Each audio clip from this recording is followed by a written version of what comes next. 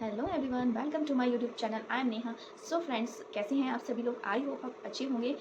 So guys, आज मैंने जो ये लुक क्रिएट किया है, ये मैंने गरबा नाइट के लिए किया है। एक्चुअली जो मैं सीरीज़ लेके आई हूँ 9 डे के लिए, डिफरेंट डिफरेंट लुक्स। सो आज उसका 4th डे है और मैंने ये garba night makeup look create किया है। आई होप आपको अच्छा लगा होगा।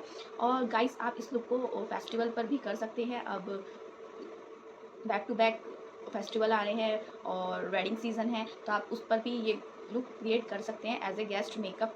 ठीक है, सो चलिए अब आपको मैं बताती हूँ कि मैंने ये लुक कैसे अचीव किया है। और गाइस, अगर आप मेरे चैनल पर न्यू हो तो प्लीज़ चैनल को सब्सक्राइब कर लेना। वीडियो अच्छी लगे तो प्लीज़ लाइक शेयर कमेंट करना मत भूलिएगा।